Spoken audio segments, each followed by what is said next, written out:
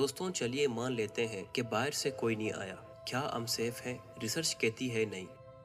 हमारे सिस्टम के अंदर एक टाइम बॉम्ब टिकटॉक कर रहा है। एक फेनोमेनन है जिसे द ग्रेट इनइक्वालिटी कहा जाता है।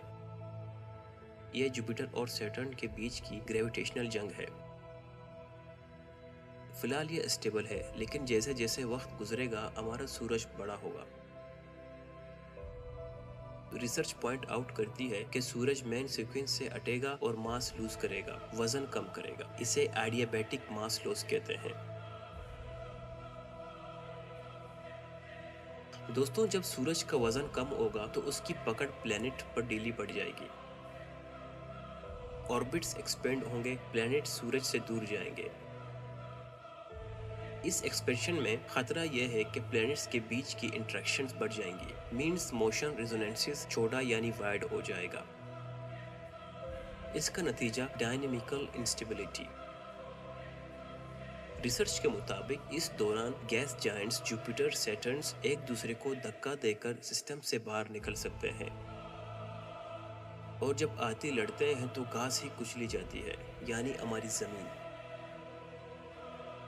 अब आते हैं उस सिनारियो पर जिसका जिक्र रिसर्च ने कैस्ट्रोपिक कहकर किया। अगर जमीन सोलर सिस्टम लाइन से हट जाए या इजेक्ट हो जाए तो क्या होगा? जमीन बन जाएगी एक रॉक प्लेनेट, आवारागर्द सैयारा। जैसे हम सूरज से दूर होंगे, जमीन का प्राइमरी एनर्जी सोर्स खत्म हो जाएगा। कुछ ही हफ्तों में टेम्परेचर 0 से नीचे गिर जाएगा। समंदर की ऊपरी सतह जम जाएगी, हवा लिक्विड बनकर बरसने लगेगी।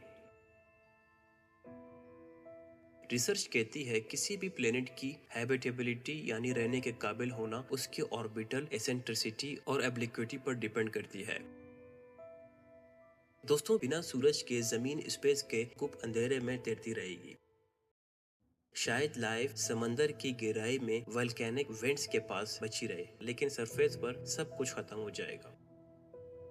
दोस्तों एक्सोप्लैनेट्स की स्टडी से हमें पता चलता है कि ये नायाब नहीं है। यूनिवर्स में प्लैनेट स्कैटरिंग होती रहती है। बहुत से प्लैनेट्स अपने गारों से निकाल दिए जाते हैं और अकेले भटक रहे हैं। क्या जमीन का अंजाम भी यही होगा? दोस्तों ये सब जानने के बाद जब हम वापस इस सनराइज को देखते हैं तो इसकी अहमियत बढ़ जाती है। रिसर्च सिमुलेशंस और क्यास थ्योरी हमें डराती नहीं, बल्कि हमें एहसास दिलाते हैं कि हम कितने खुशकिस्मत हैं। हमारा सोलर सिस्टम फिलहाल स्टेबल है, हमारा ऑर्बिट फिलहाल सेफ है,